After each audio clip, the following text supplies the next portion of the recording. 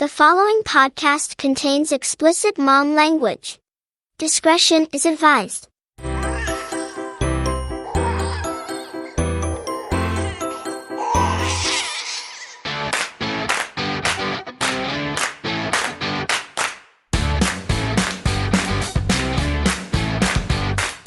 Hi, and welcome to the No Bullshit Moms podcast, where we dive into the world of motherhood with a twist. Join us as we explore the unfiltered, unapologetic, and sometimes controversial side of being a mom. From parenting fails to hot takes on the latest trends, we're here to keep it real and push the boundaries of traditional motherhood. So grab your coffee, put on your favorite pair of mom jeans, and get ready to embrace your inner edgy mom. She's fancy, I'm trashy, as together, we're keeping it classy. Let's dive in.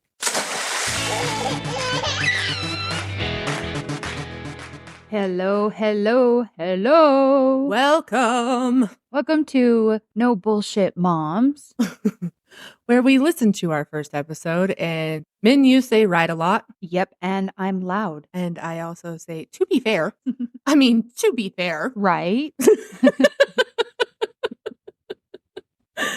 We said it a lot. We're going to give ourselves some criticism because we can do that, and we want criticism And we from take you guys. accountability for the things that we do.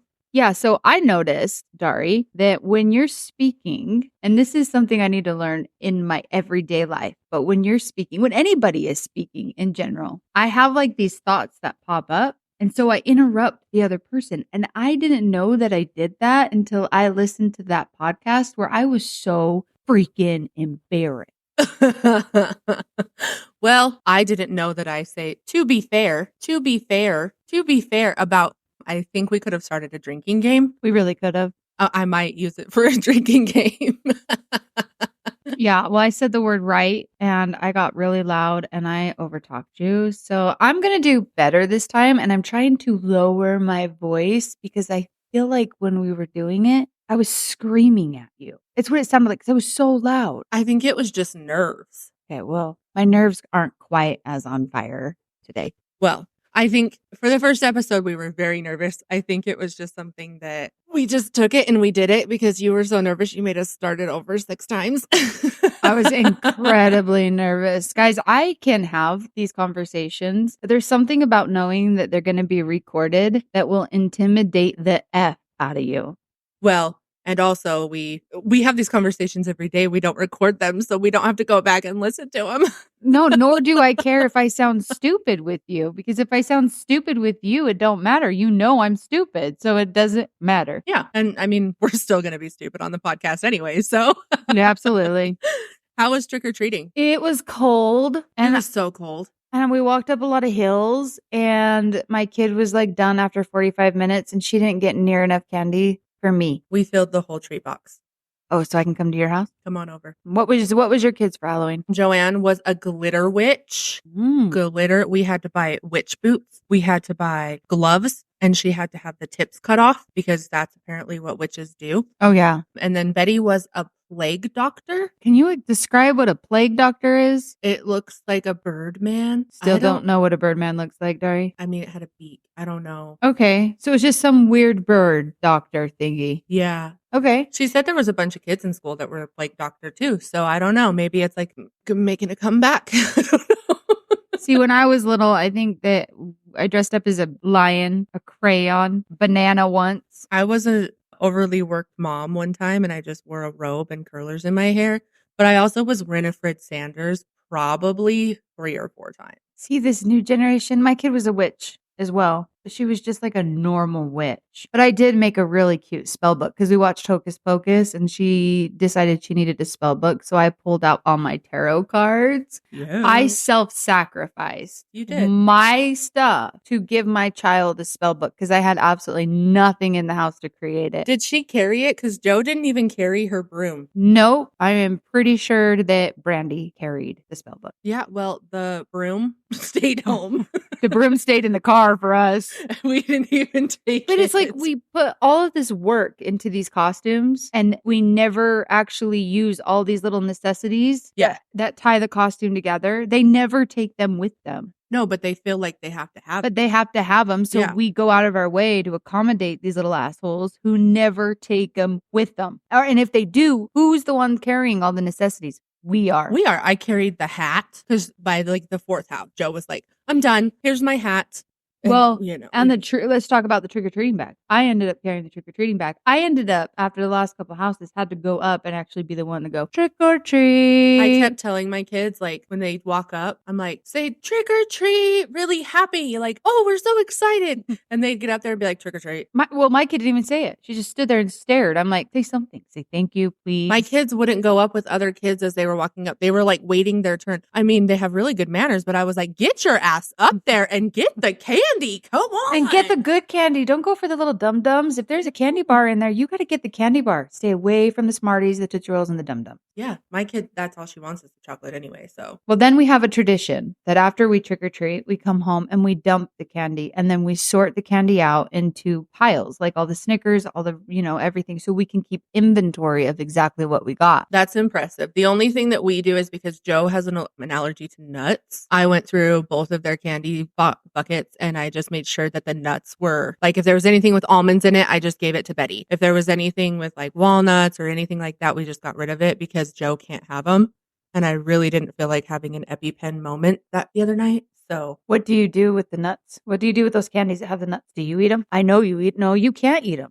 Well, I can eat candy, but by like the third. Okay, well, if you have a large inventory, you need somebody to take it off your hand. You know my number. No. I love nuts. Well, like nuts and candy. Let me be real there. Nuts and candy. Okay. Yeah, not real nuts. Not those nuts. But all in all, I think Halloween went well for us. Yeah, I think it was really well. It was really cold. We went home. My mom got us a pumpkin pizza from Papa Murphy's. It was shaped like a pumpkin. Cute. And they had pizza. I had some yogurt. It was a grand old time. We went to In-N-Out. That is one. I would have gone to In-N-Out. And that line was so long. And I don't know if they were like way busy or if they were just super slow because it took forever to get through the drive-thru. And usually In-N-Out is In-N-Out. Well, I always thought the line at In-N-Out was long anyway. Yeah, but they're really fast. Oh, are they? But this one took forever. And by that point, I'm like taking my Halloween costume off in the freaking car because I cannot handle. Oh, and I did dress up. What were you? I was a cheerleader. And I have to say something. I'm a high school dropout, okay? And then I never attended anything because I was like the gothic, not really gothic, but I was like the child. The gothic. Yeah, I was kind of like, I was like the psych patient in school. Does that make sense? Like I never went to school because I was probably always in the psych ward. Why didn't you just go as a psych patient? Well, because that would mean I didn't have to dress up. So I wanted to dress up. But I was a cheerleader, okay? And I will tell you right now, I was born to be a cheerleader. Not like the dancing, because I can't, but the look of a cheerleader, I would have fit the script perfectly. However, with my hair in a side ponytail, I looked 15 years old. So I had to bring the ponytail down a little bit, not like right on the side. And I had the big cheerleading bow. And it made me look maybe 16, 17, which I felt better about. But I am so sick of looking so young. I don't know how to get wrinkles, but I need a lot of them because I need to age fast. But I was a cheerleader and I had like the little pom-poms on my shoes. I had the full-on outfit, the skirt. I just didn't carry the little things that you carry in your hands. And you're like, 1, 2, 1, 2, 3, go Seahawks. I don't know how to do that. I had a pimple patch on my face. I had no makeup on and I just went for it. Well, it's Halloween. Anything goes, right? Yeah, it was true. So I fit right in. It was wonderful. Now we have to worry about what Turkey Day. I love Thanksgiving though, so I am ready. I'm excited for Thanksgiving. From here on out, from here to Christmas, I don't like New Year's, but from here to Christmas, it's my vibe. I get into it. I love it. I love everything about November and December. Well, I got to decorate my tree because I do a tree from Halloween to Christmas because we lived in an apartment for so long. We didn't have anywhere to decorate. So it kind of became like a tradition that we just decorate our Christmas tree. And my Christmas tree is black. So we put up stuff for Halloween on it and then we decorate the house. But now I'm going to take it all down and I'll probably just do like some cute little leaves and stuff like that in it. But you're really good at decorating. Me, not so much. You know what? I just like don't do anything. Christmas, yes. Christmas, yes. Wait, but every other holiday. Sitting in your house right now. And I mean, I think I gave you that picture. You did give me that picture. It's hung up. That was the very first picture I ever hung up on my wall. And I only used 8 nails to get it up there. Only 8? Only 8. Wow. Yep. And I used a wrench because I don't own a hammer. That's how we do. But they say we need men. I beg to differ. To everybody out there listening, we do not need men to help us hang pictures on the wall. We can do it. Even if you use 8 nails and a wrench to get the nail into the wall, it's fine. You know, you could just use like a man strip. What the hell is a man strip? A command strip. Oh, like what the heck is a man strip? Because that doesn't sound good at all. Yes, I could, but I always get like the wrong ones. And then when I have to pull them out the wall, it like rips my wallpaper. Maybe because I'm buying them at $1. Well, there's where you're going wrong. But my hat wall in my room where I have all my big Curious George hat, that's what I have. I have all the command strips. Okay, well, call me when you want to take them down and I'll show you how to do it. Well, it says to pull this little squishy thing. Yeah. And so I try to pull it, but then I think I pull outward and I now have all these little patches on my wall. Well, just call me next time. I'll come help you. It's rough. See, I need a woman, not a man. I don't even know why I said that. You know what? Just forget it. I am the woman. You are the woman. Anyways, so today's episode, I think we discussed kind of different things that we wanted to talk about. And I think today we're going to talk about mom cliques. Heck yeah, we are. And how, I don't know, like how they make you feel. Or like, I don't know, like to me, a mom clique is like when I go and stand outside the school, right? And I'm standing there and I'm off to the side and all these moms are talking about all their stuff. And I'm like, it's awkward. It's awkward. But not only when you have a mom clique. So when I think of like cliques in general, right? Because we have them all the time. You see them at a young age. You see them starting in kindergarten. Well, no matter what, they happen when you're at work. They happen when you're everywhere. Mom clique. I mean, it's not even a mom clique. It's just a clique in general. Yeah. I mean, and it gets especially hard as a mom too, because we're kind of set in our ways. We kind of already have our own little clique outside of the school. Yeah. But I don't know how. My biggest thing with a mom clique is, how do you join a mom clique? Like when you watch a kid make a friend, they just go up to this random kid and say, "Hey, want to play?" Right? And within that 10 minutes, they're like, "We're best friends." Yeah. If I went up to an adult out of the blue, seeing him at McDonald's, and just went up to him and just said, "Hey, you want to play?" Don't you think they're going to look at me like I am like a psychopath? Yeah. Yeah. So how do you engage?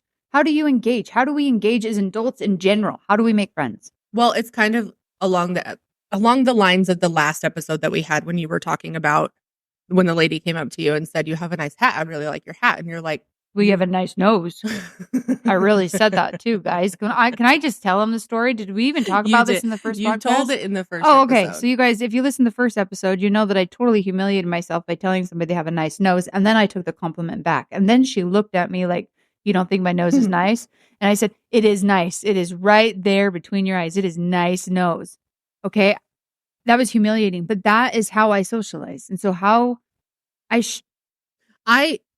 okay. So when I had an incident at pickup one time and these moms were talking like redecorating and like building homes and things like that. And I'm sitting there and we're standing next to each other waiting for, preschool to get out.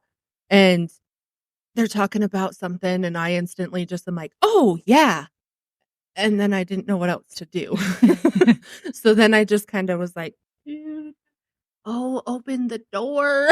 Right. Like I will go pick up Mac from school and I see the cliques. Yeah. Instantly. Right. And I want to be a part of the clique, but I really don't want to be a part of the clique, but I do. Yeah. I want to be a part of it without actually having to socialize. It's not, but that's unrealistic. However, when I do have those 30 seconds of, I want to be a part of something, which doesn't happen often, but they are like those 30 seconds, right? Because I don't want to look like the loner out there in my sweatpants, my tube socks, looking like trash, waiting for my kid when everyone else has a friend. I don't know what to say to them. Like, do I just go up and go, "Oh, hey. So, me awkwardly, I'd look like I'm trying to seduce them with some weird hand gestures and my lip would probably be quivering. And I'd be like, "Does your kid come here?" "Well, yeah, my kid comes here. Why else am I standing outside this school?" See? Yeah. So, but how truly, how do we make friends outside of that liquid courage and going to a bar where we obviously don't really need to be friends with people we meet at the bar? We want to be friends with other moms because that's where our kids come to play. Well, I'd like to have, I mean, you and I are friends. We have kids. Our kids play. But like, when do I have the opportunity to make a friend with my kids' friends' parents? Like, I don't have that. But that would be ideal. It would because then your kid has their friend and then you become friends with their kid. Like, yeah. The thing with our kids is there's age gaps between Betty and Joe and Mac. Oh, for so sure. Mac's kind of like in that middle between the three, but they're more like sisters than they are friends. I would say so.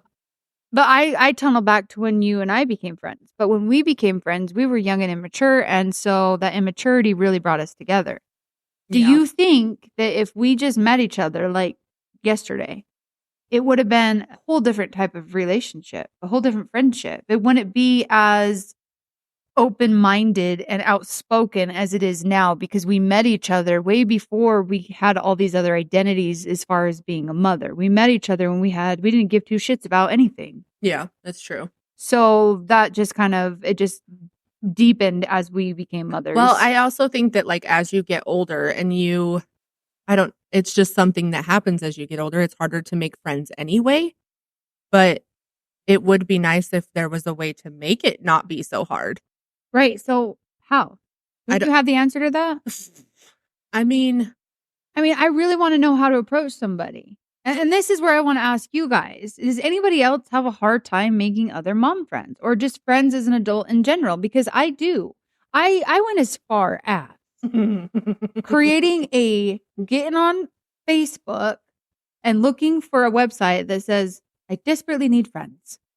And I created a post and I put the most fanciest, unrealistic picture of myself that I do not look like unless it's like a wedding on there. And I gotta say, I'm not trying to sound all popular and shit, but I had a lot of people want to be my friend. Now, I strategically went through the list and Facebook stalked every single 100 of these people and decided 2 of them were only worthy enough to be my friend because they looked like trash like me. But I was in communication with these 2 people, and they abandoned me. they just one day decided not to text me back. And I was so excited. I was calling Dari going, because usually Dari's the one that calls me and goes, well, I got invited to another party or something, and I'm like, okay, that's cool. As I secretly am crying and crushed because my best friend's moving on with her life. But this time I was able to call you and shove it in your face that I had 2 new friends. But then I had to retract that because they abandoned me about a week after. So I went through every text message and was seriously wondering, why would they abandon me? And then I had to go to therapy and ask my therapist, why are all my friends abandoning me except for Dari? They weren't even my real friends. I knew them for a week.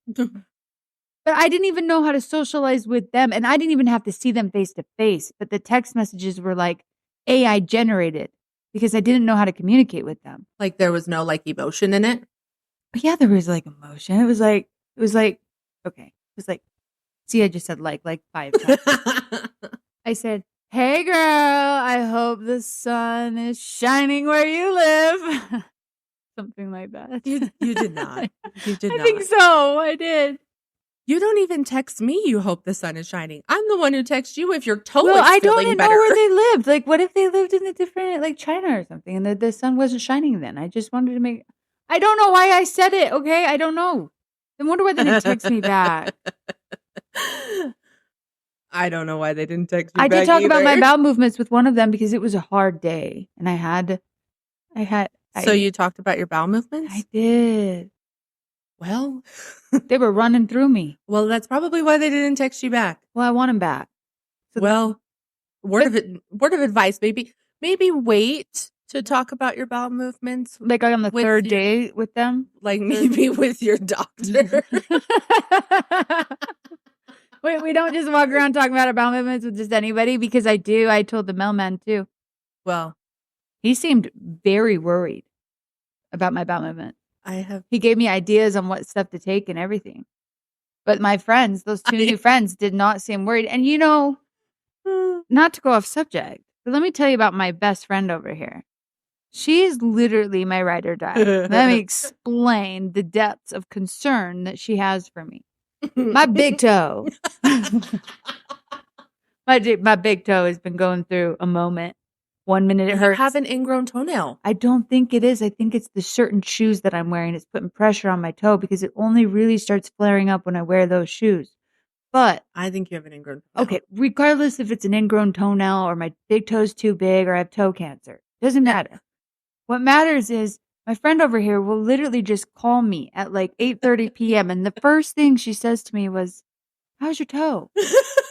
And you know what? I almost got emotional and I thought, you're calling me to ask me about my toe? Nobody cares enough about me to call and ask about my big toe, but she did. She cared enough about my motherfucking big toe. That's friendship, and that's the kind of friendships I want.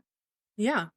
But people But are there's already they're in their ways. There's not a lot of me's out there. No. There's no one there's like not. you out there. No. But the people that could be kind of like you, like second best, Yeah. they already have their Dari. They already have their number one, right? Not that I'm looking for another one to replace you because you're irreplaceable. Relief. I just want to know if anybody else struggles to have mom friends because I see a lot of posts on social media about people saying, "Hey, I'm looking for some mom friends. You know, I need more friends." So if we all need more friends, why is it so hard to make those friends? I'm not going to get into a religious conversation, but given the fact of where we live in Utah, where a lot of people meet at church. Touché. They do. I mean, a lot of people, even when I was in high school, a lot of those people knew each other from church. That's a good point, but we take our kids to the charter school. We do. So there is no boundaries as far as like usually when in a church it's like a school. Like if you live in a certain neighborhood, that's the kind of the church you go to and they always go to the same school too. Yeah. But we both take our kids to a charter school. So therefore there is no boundary. So people come Bountiful, Salt Lake, all over. That's true. So how did they form these cliques? Because last year I seen a mother and she looked very lonely and she kind of looked like a loner like me. But now she's part of the cool mom group. And I don't know how she got there because my hair looks better. Do you think they're part of like the PTA? I don't know if there is a PTA. There is. Is there a PTA at a charter school? PTA. Well, then let's join the PTA. I'm desperate. Do we have time for that? No. Do we have to show up for it though? Yeah. Can we just be a part of it? Like, do things to be on the PTA. Like you have to go do like all the activities. I don't want friends that bad then. I don't either. I really want to be a PTA mom. Like, I really do. I'm not even going to lie to you. Like, you really want to be in charge of a bake sale? I would just go buy them from Smith. Well, when I started having kids and that was a big thought of mine. I wanted to be involved in everything that they did. But now I don't have the time nor the energy to do that. Like when preschool they send out like a little, text and they're like, "Hey, we're having a Halloween carnival. I need some volunteers to help run the games and stuff." I will gladly buy a bag of candy if you need a bag of candy. Oh yeah. But don't ask me to come help. I'm so awkward.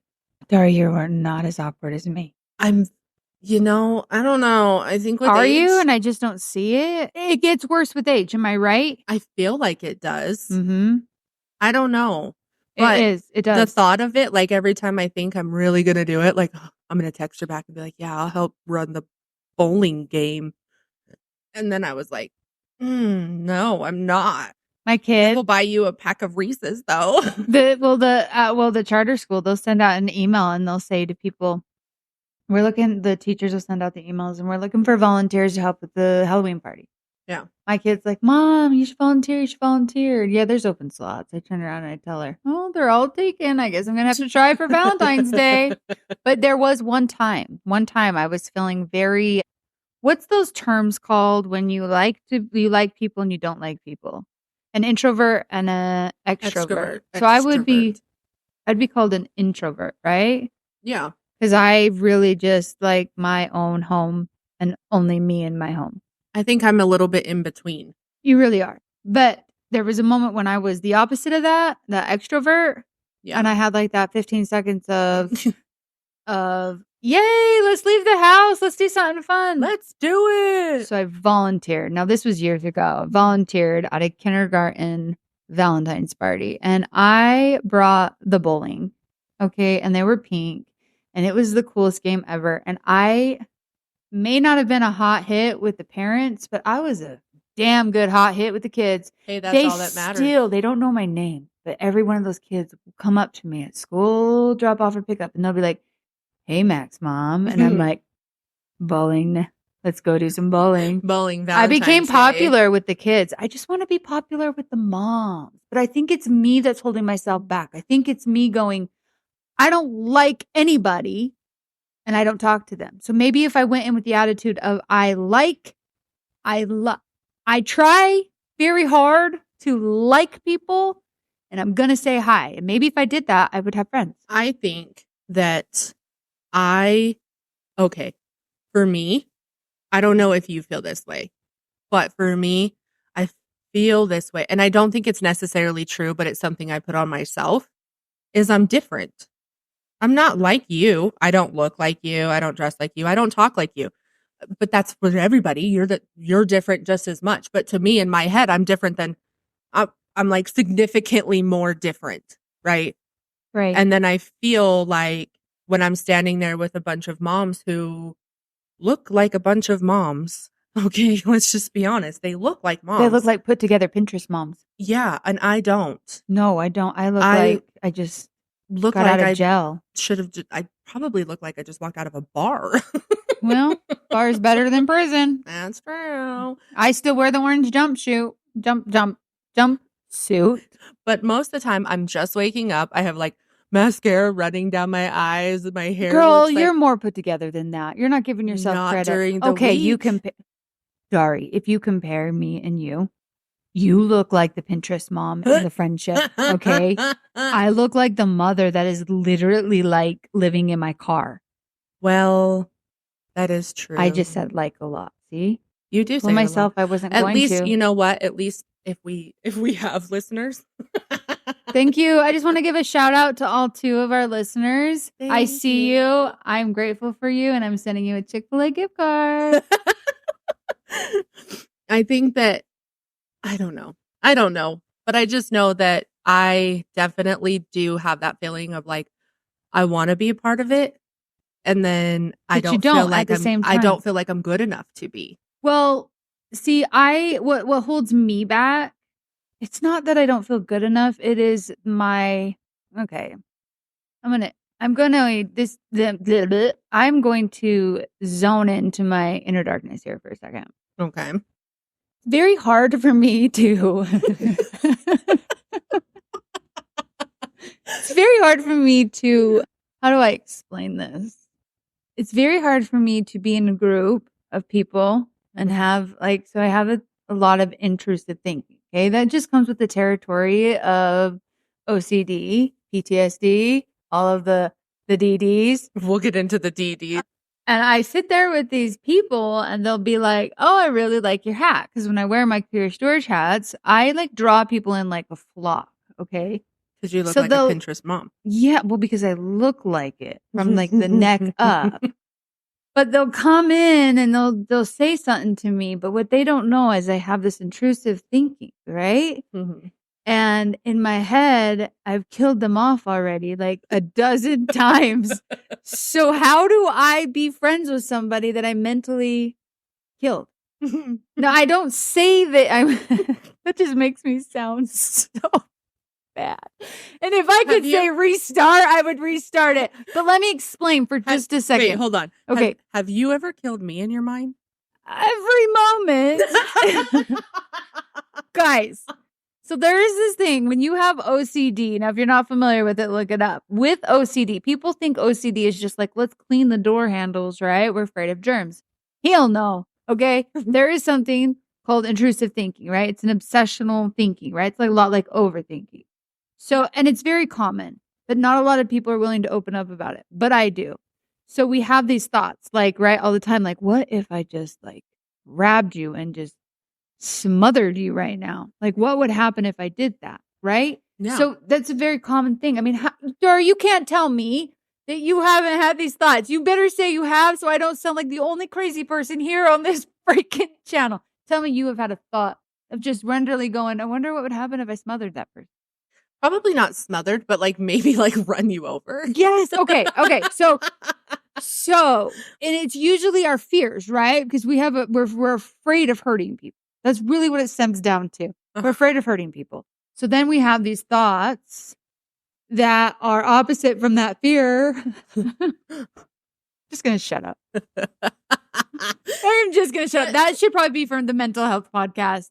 But now you guys know what to listen to, because I promise you I have been evaluated by a psychiatrist and I am safe and acceptable to be living here on this planet. She's been evaluated by how many psychiatrists? Well, my 12th one, he didn't want to see me after the last visit. I'm on the look for a new one. So if you're listening and you're a psychiatrist, please. But no, reach guys, out to I'm not saying I'm homicidal, and I don't know why I got on that subject. What I was trying to say is, when you have weirder thoughts than the average human being, okay?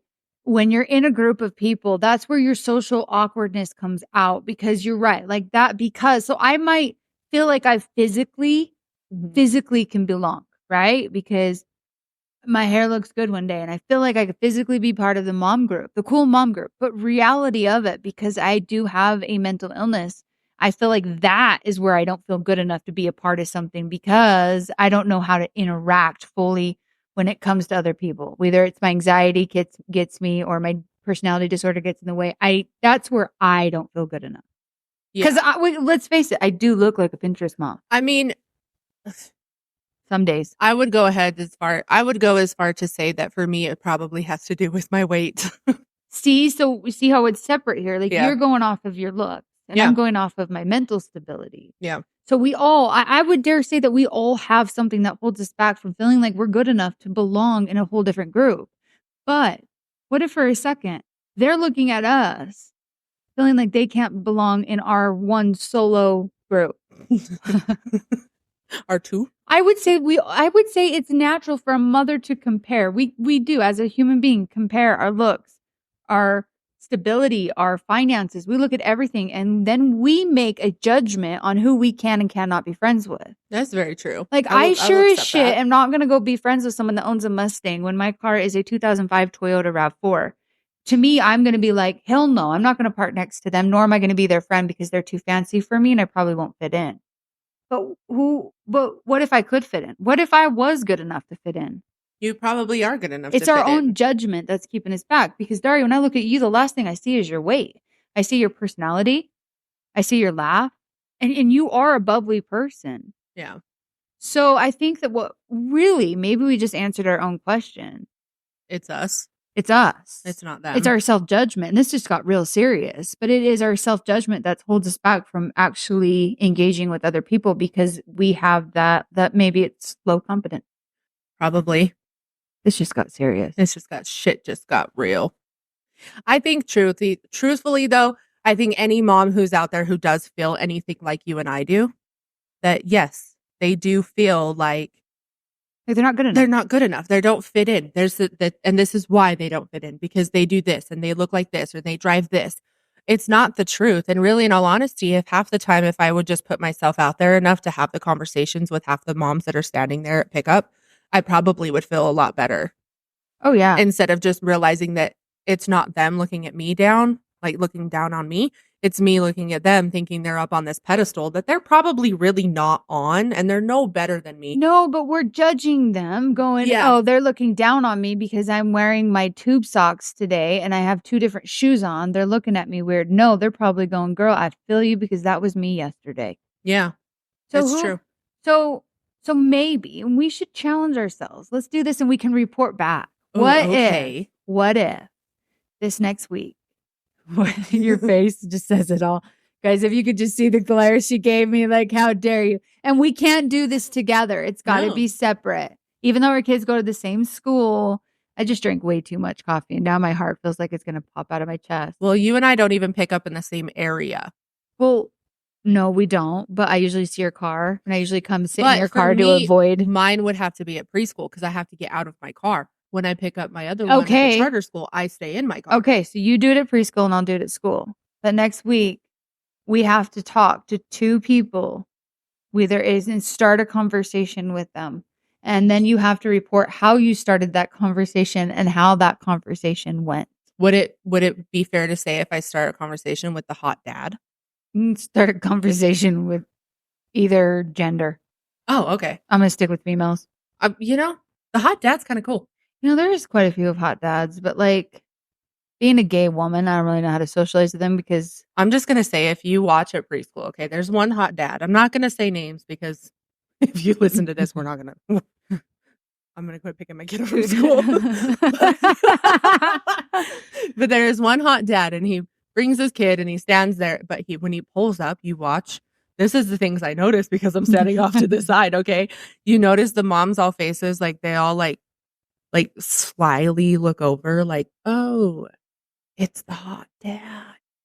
So have you spoke with the hot dad yet? Yeah, hot dad's kid is friends with my kid. So like, oh. I mean, we haven't said many Okay, words. so do you think you can take this challenge one step farther? And do you think you could set up a play date with hot dad's kid? Do you think my husband will care? Tyler, don't listen to this part. I'm just saying because then you're engaging because if they already have a friendship, I'm just saying it's a way. I mean, hot dad's married. Maybe hot dad's wife could be your friend. Maybe. You don't know. Hot dad has a really hot wife. I'm just going to say. She's hot. Oh, so we got hot wife here, too. Yeah. We got hot dad and hot wife. We got one for you, one for me, but you're married.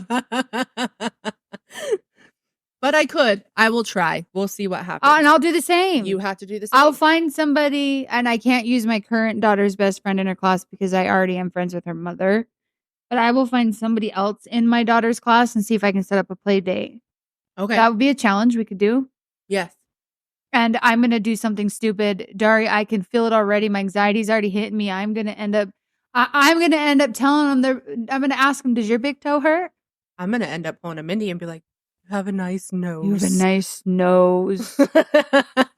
And then hot dad's going to be like, I'm not dropping our kid off anymore. I literally almost pulled my kid from school because of that. That's humiliating. You think that's awkward. You should have seen. Oh my God. I took my daughter to a new pediatrician because I could never get into her pediatrician because when COVID hit, everything was just freaking backed up and you could never get in. So I went to a whole different facility and I ended up, quote unquote, falling in love with this doctor, right? Yeah. And so it was easier to get into him. And I liked the way he was with my daughter. He was more talkative with her. And my daughter coming from two women, she had a fear of men for a long time because she wasn't around men a lot. But him, she kind of took to him. Anyway, so I awkwardly, this is the level of awkwardness that I am when I have to engage with the human race is it's not just bad. It is, right? Did you feel that, in my voice? I felt it.